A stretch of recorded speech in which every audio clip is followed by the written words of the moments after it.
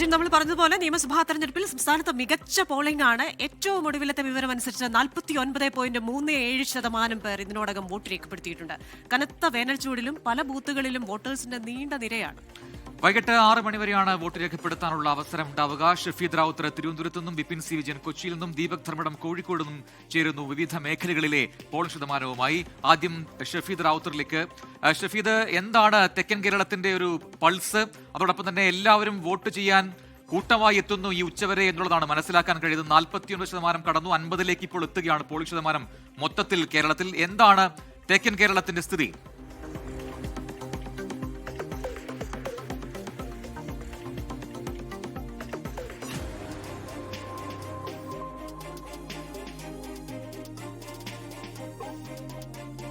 ഷഫീദിലേക്ക് എത്താം. അതിനു മുമ്പ് ഒന്ന് കോഴിക്കോടേക്ക് പോകണം. ദീപക് ധർമ്മടം അവിടെ നിന്നുണ്ട്. ദീപക്, വടക്കൻ കേരളത്തിലേക്കാണ് നമ്മൾ ആദ്യം വരുന്നത്. ഷഫീദിലേക്ക് അതിന് ശേഷം എത്താം.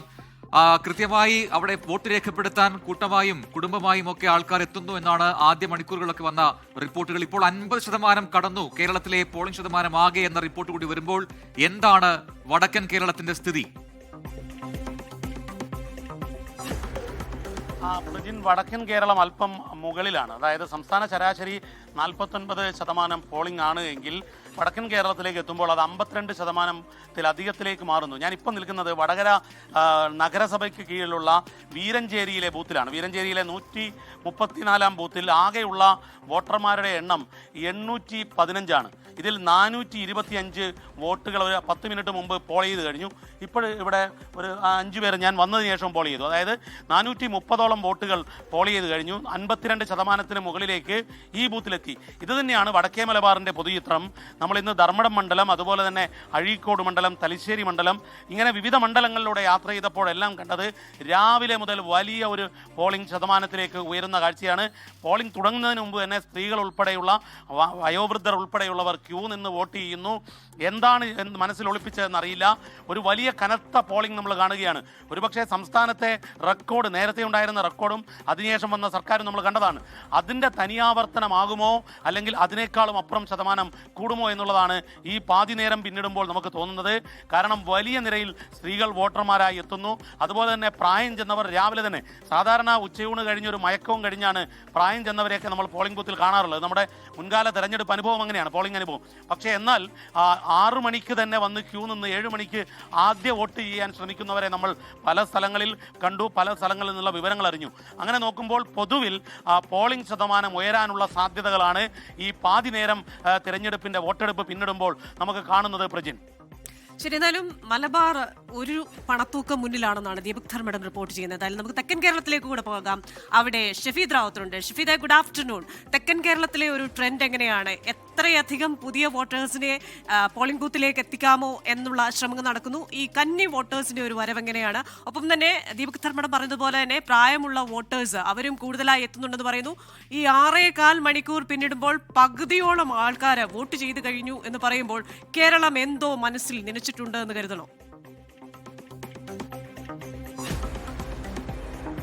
ഉറപ്പായിട്ടും. കാരണം പതിവ് നമ്മൾ കണ്ടിട്ടില്ലാത്ത തരത്തിലേക്കുള്ള ഒരു പോളിംഗ് ഫോർമാറ്റാണ് ഇത്തവണ നമ്മൾ നിയമസഭാ തെരഞ്ഞെടുപ്പിൽ കാണുന്നതിൽ. പ്രത്യേകിച്ച് നഗര റൂറൽ മേഖലയിൽ വ്യത്യാസമില്ലാതെ ആളുകൾ പോളിംഗ് ശതമാനം കൂട്ടിയിട്ടുണ്ട് എന്നുള്ളതാണ്. നമ്മളിപ്പോൾ നിൽക്കുന്ന സ്കൂൾ തിരുവനന്തപുരം സെൻട്രലിലാണ്. തിരുവനന്തപുരം സെൻട്രൽ മണ്ഡലത്തിലെ ഒരു സ്കൂളിലാണ്. അവിടെയാണ് ഇപ്പോൾ ഈ സ്ത്രീകളുടെ അടക്കം നിര നമുക്ക് കാണാൻ സാധിക്കുന്നത്. സ്വാഭാവികമായും ഈ ട്രെൻഡ് ചില കാര്യങ്ങൾ വിളിച്ചു പറയുന്നുണ്ട്. അത് അനുകൂലം എന്നുള്ള കാര്യം അത് തെരഞ്ഞെടുപ്പ് ഫലം വരുമ്പോൾ മാത്രമേ നമുക്ക് പറയാൻ കഴിയുകയുള്ളൂ. തിരുവനന്തപുരം ജില്ലയിലെ പോളിംഗ് ശതമാനം 48.39% അതേസമയം നമുക്കറിയാം പത്തനംതിട്ട സാധാരണഗതിയിൽ ഒരു 3 മണിക്ക് ശേഷമാണ് കൂടുതൽ പോളിംഗ് അടക്കമുള്ള കാര്യങ്ങൾ രേഖപ്പെടുത്തുന്നത്. അതിൽ ഏതാണ്ട് 47.57% പോളിംഗ് രേഖപ്പെടുത്തിയിട്ടുണ്ട് എന്നുള്ളതാണ് ഏറ്റവും പ്രധാനം. ഇനി തിരുവനന്തപുരത്തെ ഓരോ മണ്ഡലങ്ങളും നമ്മൾ വേർതിരിച്ച് പരിശോധിക്കുകയാണെങ്കിൽ അതിൽ ഈ നഗരമണ്ഡലങ്ങളിൽ ഏതാണ്ട് 50%-ലധികം പോളിംഗ് പൂർത്തിയാക്കിയ നിരവധി മണ്ഡലങ്ങൾ ഉണ്ട് എന്നുള്ളതാണ്. അതിൽ നെടുമങ്ങാട്, വാമനപുരം, കഴക്കൂട്ടം, വട്ടിയൂർക്കാവ് അടക്കമുള്ള സ്ഥലങ്ങളിൽ കാര്യമായിട്ടുള്ള ഈ ഒരു മാറ്റമുണ്ട്. ഈ വാമനപുരം, നെടുമങ്ങാടും ഒക്കെ റൂറൽ മണ്ഡലങ്ങളാണ്. അവിടെ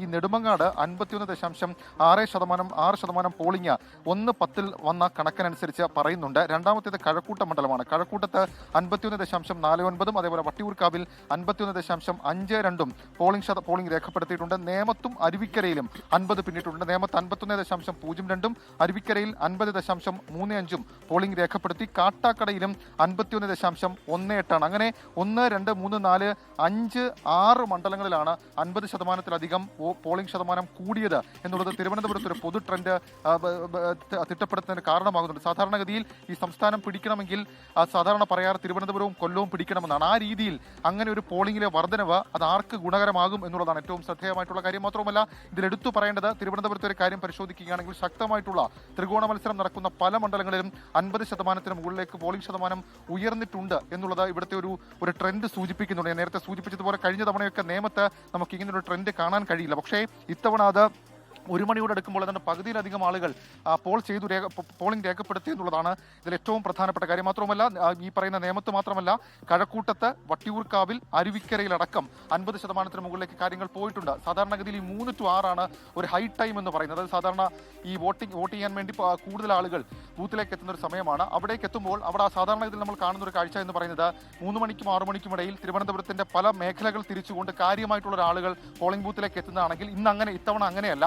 രാവിലെ 7 മണി മുതൽ ഏതാണ്ട് 11 മണി വരെയുള്ള സമയങ്ങളിൽ കാര്യമായ പോളിംഗ് നടന്നു. ഇപ്പോഴും അത് തുടരുന്നു, അല്ലെങ്കിൽ ഒരു ഭാഗികമായിട്ടെങ്കിലും ആ വർധനം ഇപ്പോഴും കാണുന്നുണ്ട് എന്നുള്ളതാണ്. കൊല്ലത്തും സമാനമാണ് കാര്യങ്ങൾ. കൊല്ലത്തെ സംബന്ധിച്ചിടത്തോളം കൊല്ലത്ത് പൂർണ്ണ അർത്ഥത്തിൽ, അതായത് ആദ്യഘട്ടത്തിലൊക്കെ ഒരു ചെറിയ മന്ദത ഉണ്ടെങ്കിൽ പിന്നീട് ഒരു 10 മണിയോട് അടുക്കുമ്പോൾ കാര്യമായി പോളിംഗ് കൊല്ലത്തും വർദ്ധിച്ചു എന്നുള്ളതാണ്. അതിൽ ഈ പറയുന്ന കുന്നത്തൂരും ചവറയും അതേപോലെ തന്നെ ഈ ചാത്തന്നൂർ അടക്കമുള്ള സ്ഥലങ്ങളിൽ കാര്യമായിട്ടുള്ള പോളിംഗ് വർദ്ധിച്ചിട്ടുണ്ട് എന്നുള്ളതാണ് ഏറ്റവും പ്രധാനപ്പെട്ട കാര്യം. ഏതായാലും തിരഞ്ഞെടുപ്പ് കമ്മീഷൻ പരമാവധി വോട്ടർമാരെ ആകർഷിക്കാനുള്ള ശ്രമമടക്കമുള്ള കാര്യങ്ങൾ നടത്തിയിരുന്നു. ആ ശ്രമം ഫലം കണ്ടു എന്ന് വേണം കരുതാൻ. അതുകൊണ്ട് തന്നെയാണ് ഈ ജനാധിപത്യ പ്രക്രിയയിൽ പകുതി പിന്നിടുമ്പോൾ ഏതാണ്ട് പകുതിയിലധികം വോട്ടർമാർ പോൾ ചെയ്യുന്ന ഒരു സാഹചര്യം ഉണ്ടായത്. SIR-ന് ശേഷം നടക്കുന്ന ആദ്യ തെരഞ്ഞെടുപ്പാണ് എന്നുള്ള പ്രത്യേകത കൂടി ഇതിനുണ്ട്. പ്രജി, ഷഫീദ് റാവുത്തറാണ് തെക്കൻ കേരളത്തിന് വിശദാംശങ്ങൾ നൽകിയത്. ഇന്നിപ്പോൾ മധ്യ കേരളത്തിലേക്ക് പോകുന്നു. കൊച്ചിയിൽ നിന്ന് വിപിൻ സി വിജയനാണ് വിവരങ്ങളുമായി ചേരുന്നത്. വിപിൻ, 50% കടന്നിരിക്കുന്നതിനോടകം കേരളത്തിലെ ആകെ പോളിംഗ് എന്ന് പറയുമ്പോൾ അത് റെക്കോർഡിലേക്ക് പോകുന്നു അല്ലെങ്കിൽ നീങ്ങുന്നു എന്ന ചില വിലയിരുത്തലുകളൊക്കെ പലയിടങ്ങളിലായി വരുന്നുണ്ട്. എന്താണ് മധ്യ കേരളത്തിന്റെ സ്ഥിതി?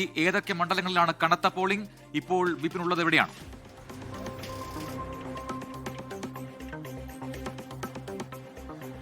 പ്രജിൻ, ഒരു കനത്ത പോളിംഗ് എന്ന നിലയിലേക്ക് തന്നെ മധ്യ കേരളവും മാറുന്നു എന്നുള്ളതാണ്. കാരണം അതിരാവിലെ മുതൽ തന്നെ നമുക്കറിയാം ഈ തെരഞ്ഞെടുപ്പ് പ്രചാരണത്തിന്റെ ഒരു ഘട്ടത്തിലെല്ലാം കണ്ടിട്ടുള്ള വീറും വാശിയും അത് വോട്ടർമാരെ സ്വാധീനിക്കുന്നു. വോട്ടർമാർ പൂർണ്ണമായും ഈ വോട്ട് ചെയ്യുന്നതിന് വേണ്ടി പോളിംഗ് സ്റ്റേഷനിലേക്ക് അതിരാവിലെ തന്നെ എത്തുന്ന ഒരു കാഴ്ച അത് പൊതുവെ മധ്യ കേരളത്തിൽ ഉണ്ടായിരുന്നു. ഇതിൽ എറണാകുളത്ത് ഇപ്പോൾ 51% മുകളിലേക്ക് എത്തിയിരിക്കുന്നു എന്നുള്ളതാണ്. അതായത് മൊത്തം കേരളത്തിന്റെ ഒരു ചിത്രം എടുക്കുകയാണെങ്കിൽ, ഒരു ശതമാനക്കണക്ക് എടുക്കുകയാണെങ്കിൽ അത് ഉയർന്നത് തന്നെ എറണാകുളം നിൽക്കുകയാണ്. അതിൽ എടുത്തു പറയേണ്ട മണ്ഡലം തൃപ്പൂണിത്തറ. തൃപ്പൂണിത്തറയിൽ 56% മുകളിലേക്ക് ആ ഒരു വോട്ടിംഗ് ശതമാനം ഉയർന്നിരിക്കുന്നതാണ്. അതായത് ഒരു സ്റ്റഡി ഫ്ലോ കാണുന്നുണ്ട്. ആ രാവിലെ 7 മണി മുതൽ എങ്ങനെയാണോ അവിടെ നിന്നും ഓരോ സമയം പിന്നിടുമ്പോഴും തൃപ്പൂണിത്തറയിൽ അത് വർദ്ധിച്ചു വരുന്നു എന്നുള്ളതാണ്. 1,84,000-ഓളം വോട്ടുകളാണ് അവിടെ ഉള്ളത്. അതിൽ പകുതിയോളം വോട്ടുകൾ ഉച്ചയാവുന്നതിന് മുൻപ് തന്നെ പോൾ ചെയ്യപ്പെട്ട് കഴിഞ്ഞിരിക്കുന്നു. ഏകദേശം 90,000-ഓളം ആളുകൾ അവിടെ വോട്ട് ചെയ്ത് കഴിഞ്ഞിരിക്കുന്നു എന്ന് പറയുമ്പോൾ കൃത്യമായിട്ടുള്ള ഒരു ട്രെൻഡ് എന്തായിരിക്കും എന്നുള്ള ആകാംക്ഷ ഈ മുന്നണികളെയൊക്കെ സംബന്ധിച്ച് തീർച്ചയായിട്ടുമുണ്ട്. ഒപ്പം പെരുമ്പാവൂരും ആലുവയും ഒക്കെ 50% കഴിഞ്ഞിട്ടുണ്ട്.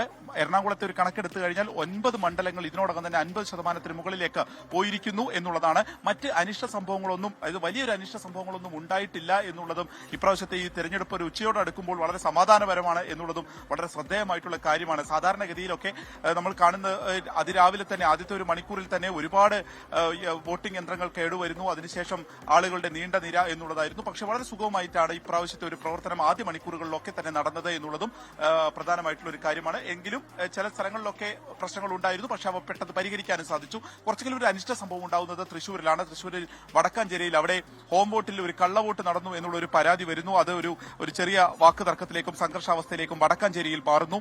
ഒപ്പം തന്നെ കൂടുതൽ കള്ളവോട്ടുകൾ നടന്നിട്ടുണ്ട് എന്നുള്ള പരാതി പല ഭാഗങ്ങളിൽ നിന്ന് വരുന്നു എന്നുള്ളതാണ്. അവിടുത്തെ TN പ്രതാപനെ തടയുന്ന ഒരു സംഭവം തൃശ്ശൂരിൽ നിന്ന് റിപ്പോർട്ട് ചെയ്യപ്പെടുന്നുണ്ട്. പിന്നീട് കോട്ടയത്തേക്ക് വരികയാണെങ്കിൽ, കോട്ടയത്ത് ഇന്നിപ്പോൾ അവിടെ കടുത്തുരുത്തി എന്നുള്ള സ്ഥലത്ത് അവിടെയാണ് വോട്ട് ശതമാനം അല്പമെങ്കിലും കുറഞ്ഞു കാണുന്നത്. ഉച്ചയ്ക്ക് ശേഷം അത് ഉണ്ടാകും എന്നുള്ളതാണ് ഈ ഘട്ടത്തിൽ പ്രതീക്ഷിക്കുന്നത്. കാരണം ഈ ഉച്ച സമയത്ത് കനത്ത വെയിലിനെ തുടർന്ന് അല്പം ഒരു മന്ദഗതിയിലായിട്ടുണ്ട്. ഞാൻ ഈ നിൽക്കുന്നത് പൊന്നൂരിനി സ്കൂളിലാണ്. ഇവിടെയാണ് മമ്മൂട്ടി വോട്ട് ചെയ്തത്. ഇവിടെ ഇപ്പോൾ അധികം ആളുകളില്ല. ആ ഒരു ഉച്ചയുടെ ഒരു ആലസ്യം പൊതുവേ ഉണ്ട് എന്നുള്ളതും കാണാൻ സാധിക്കും. മറ്റൊന്നുള്ളത് മധ്യകേരളത്തെ സംബന്ധിച്ച് ഏറ്റവും കൂടുതൽ സെലിബ്രിറ്റികൾ വോട്ട് ചെയ്തിട്ടുള്ളത് ഇവിടെയാണ്. അപ്പൊ പൃഥ്വിരാജും മമ്മൂട്ടിയും ടൊവിനോ, ആസിഫ് അലി ഉൾപ്പെടെയുള്ളവർ വോട്ട് ചെയ്തിട്ടുണ്ട്. പൗരപ്രമുഖർ വോട്ട് ചെയ്തിട്ടുണ്ട്. Archbishop Raphael Thattil vote ചെയ്തു. NSSന്റെ സുകുമാരൻ നായർ വോട്ട് ചെയ്തു. അദ്ദേഹം ശരിദൂരം എന്നുള്ളത് വീണ്ടും ഇപ്പോൾ പറഞ്ഞിരിക്കുകയാണ്. സമദൂരം എന്നുള്ളത് വീണ്ടും ആവർത്തിക്കുകയാണ്. ആർക്ക് വോട്ട് എന്നുള്ളത് കൃത്യമായി പറയുന്നില്ല എന്ന് പറഞ്ഞിരിക്കുകയാണ്. ഓർത്തഡോക്സ് സഭാധ്യക്ഷൻ പറഞ്ഞിരിക്കുന്നു FCR തീർച്ചയായും ചർച്ച ചെയ്യും, അത് ജനങ്ങൾക്ക് അതേ സംബന്ധിച്ച് ബോധ്യമുണ്ട് എന്നുള്ളത് പറഞ്ഞിരിക്കുന്നു. ചാണ്ടി ഉമ്മൻ ഇന്ന് വോട്ട് ചെയ്യാനെത്തിയത് കറുത്ത വസ്ത്രമണിഞ്ഞാണ്. ഉമ്മൻചാണ്ടിക്ക് എതിരെ പ്രവർത്തിച്ചവർക്കെതിരെയുള്ള ഒരു പ്രതിഷേധം, സർക്കാരിനെതിരെയുള്ള ഒരു പ്രതിഷേധം എന്നുള്ള നിലയ്ക്ക് താൻ കറുത്ത വസ്ത്രമണിഞ്ഞ് എത്തുന്നു എന്നുള്ളത് പറഞ്ഞതാണ്. മറ്റൊരു രാഷ്ട്രീയ ചിത്രമുള്ളത് ഇന്ന് മാണി സാറിന്റെ ഓർമ്മ ദിനം കൂടിയാണ്. അപ്പോൾ കെ മാണിയുടെ ഓർമ്മ ദിനം കൂടിയാണ്. ആ ഓർമ്മ ദിനത്തിൽ ഇരു കേരള കോൺഗ്രസിന്റെ നേതാക്കളും കല്ലറയിൽ എത്തുകയും അവിടെ പുഷ്പാർച്ചന നടത്തിയതിനു ശേഷം ആണ് ഈ മറ്റ് വോട്ടുകൾ തേടി ഇറങ്ങുകയും ചെയ്തത് എന്നുള്ളതും ഇന്നത്തെ ഒരു രാഷ്ട്രീയ ചിത്രമാണ്. അപ്പോൾ ഉച്ചയ്ക്ക് ശേഷം കൂടുതലായി ആളുകൾ വോട്ട് ചെയ്യാൻ വരും. അങ്ങനെ ഒരു 75% മുകളിലേക്ക് എത്തും മധ്യ കേരളത്തിലും എന്നുള്ളത് തന്നെയാണ് ഈ പ്രതീക്ഷ. കാരണം മധ്യ കേരളമാണ് UDF സംബന്ധിച്ചും LDF സംബന്ധിച്ചും ഏറ്റവും നിർണായകമായി നിൽക്കുന്നത്. 2021 വലിയൊരു ട്രെൻഡ് LDF ഉണ്ടായതാണ്. ഏകദേശം ഒരു 49 മണ്ഡലങ്ങളാണ് ഈ മധ്യ കേരളത്തിലുള്ളത്. ഈ 49 മണ്ഡലങ്ങളിൽ 35 എണ്ണം 2021 LDF നിന്നു എന്നുള്ളതാണ്. അത്ര വലിയൊരു തരംഗം ഉണ്ടാകാനുള്ള ഒരു സാധ്യത അത് ഇപ്രാവശ്യം UDF അനുകൂലമാകുമോ എന്നുള്ളതാണ് ഏറ്റവും ഉറ്റുനോക്കുന്നു, അവർ പ്രതീക്ഷിക്കുന്നു. പക്ഷേ വലിയ രീതിയിലുള്ള ഒരു ഭരണവിരുദ്ധ തരംഗമില്ല. അതുകൊണ്ട് തന്നെ ഒരു 7 സീറ്റിനപ്പുറം കുറയില്ല എന്നുള്ളത് LDF പ്രതീക്ഷിക്കുന്നു. NDAയും മുന്നണി വിപുലീകരണത്തോടെ വലിയ പ്രതീക്ഷയോടെ നിൽക്കുകയാണ്. യെസ്, വിപിൻ സി വിജയനാണ് കൊച്ചിയിൽ നിന്നും വിശദാംശങ്ങൾ നൽകിയത്. നോക്കുമ്പോൾ എല്ലായിടങ്ങളിലും മധ്യകേരളത്തിലും വടക്കൻ കേരളത്തിലും തെക്കൻ കേരളത്തിലും ഒരുപോലെയാണ് ട്രെൻഡ് എന്ന് മനസ്സിലാവുന്നു. ക്രിസ്tina, എനിക്ക് തോന്നുന്നത് ഇതൊരു റെക്കോർഡ് പോളിംഗിലേക്ക് പോവുകയാണെങ്കിൽ നെഞ്ചടിപ്പ് വരുന്നുണ്ടാവും ഓരോ മുന്നണികൾക്കും. ഉറപ്പായിട്ടും. കാരണം ഈ മുഖ്യ തെരഞ്ഞെടുപ്പ് ഓഫീസർ പറഞ്ഞ പോലെ 90 എന്ന് പറയുന്ന ആ ഒരു വൈൽഡ് ഗസിലേക്ക് പോയി കഴിഞ്ഞു കഴിഞ്ഞാൽ ഉറപ്പിച്ചോ ഈ 80 എന്ന് പറയുന്ന ഏറ്റവും ഹയസ്റ്റ് 80.54 10% പേര് കൂടുതൽ വോട്ട് ചെയ്യാൻ ഉറപ്പിച്ചിറങ്ങുന്നുണ്ടെങ്കിൽ എന്തോ വോട്ടേഴ്സ് നിശ്ചയിച്ചുറപ്പിച്ചു. അതെ, അതുകൊണ്ട് തന്നെ നെഞ്ചിടിപ്പ് ഏറുന്നുണ്ട് നേതാക്കൾക്ക്. എന്താണ്, എങ്ങനെയാണ് ഭൂരിപക്ഷം, ആർക്ക് ഒപ്പം നിൽക്കും കേരളം എന്ന് പറയാൻ കഴിയാത്ത രീതിയിലേക്ക് പോളിംഗ് പോകുന്നു എന്നാണ് മനസ്സിലാക്കാൻ കഴിയുന്നത്. നമുക്ക് കാത്തിരിക്കാം.